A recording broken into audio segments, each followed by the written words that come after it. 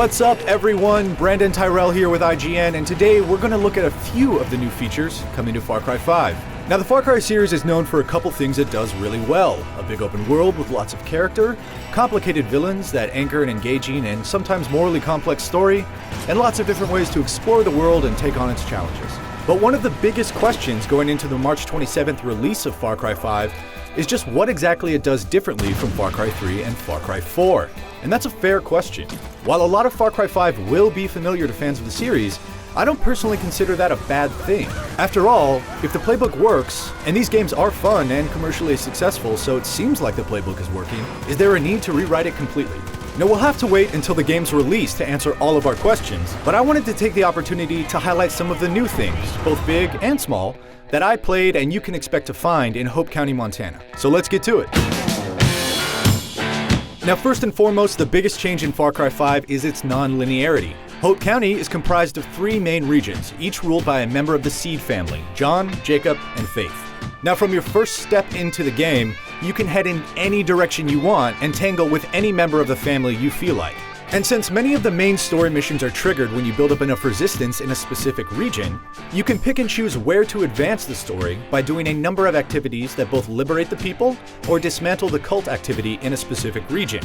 And as you build resistance, regions become more difficult. For example, in my playthrough, by the second story beat in John Seed's region, I'd actually angered him enough that he sent out his squadron of cult fighter pilots called the Chosen. So at this point, you can press on and deal with the constant threat of death from above, or go do other things in other regions and come back when you're better prepared. Bottom line, you're not forced to do anything in any order, and it's a big improvement over the straight line of story missions in past games and having to capture towers to open an area.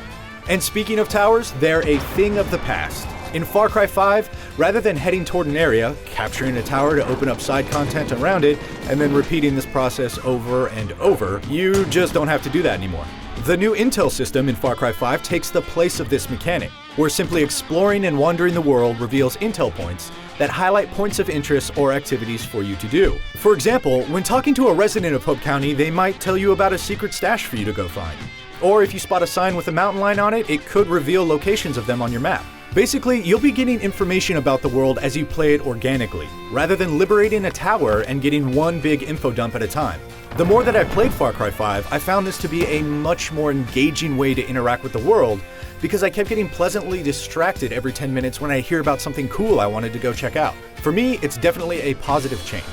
But let's talk about just a few of the new toys you'll be using to liberate Montana from Project Eden's Gate. Now, right off the bat, pun intended of course, the new melee weapons add a pretty gratifying way to bash your way through the cult. Again, pun intended. Now, I personally used a baseball bat and a pipe, but my favorite was the shovel. Let's just say hitting cultist fanatics in the face with a shovel is way more satisfying than it probably should be. Of all the guns I used, the Mac 11 or Uzi was probably my favorite, just for style points. It's an awesome little bullet hose with an irresistible panache. Oh, and there's a new smoke grenade, which is always handy, and the always reliable stick of dynamite, which is pretty self-explanatory. Now, in the vein of vehicles, we'll be diving into them a little more in depth later this month, but Far Cry 5 brings with it a number of cool new toys. From classic muscle cars to big rig trucks, both standard and armed with machine guns. And of course, while Far Cry 4 introduced a dinky gyrocopter, Far Cry 5 adds honest-to-goodness planes and helicopters that are all pilotable. And it is really, really satisfying just to see how big and sprawling Montana is from the air. Oh, and they blow stuff up pretty good too.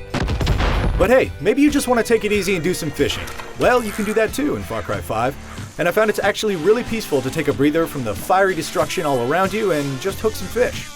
Like Ron Swanson says, fishing is relaxing. It's like yoga, but you still get to kill something. And though I'm not supposed to talk about it just yet, you will be able to customize your character in Far Cry 5. Though I can't get into details, you might be asking, but why would you care about customizing your character in a first-person game? Well, that brings me to my next point. Everything in Far Cry 5 is co-op friendly. Every mission, every activity, everything you'll be able to do with a buddy. If you want to. You don't have to, but you can, which is an incredibly cool way to experience such a big open-world playground. So, is Far Cry 5 going to completely break the mold of what a Far Cry game is? Probably not. Which is fine to me, because it's got a solid blueprint for an enjoyable sandbox adventure. But these are just some of the new things I noticed in the 15 hours I got to spend with it that are going to mix things up.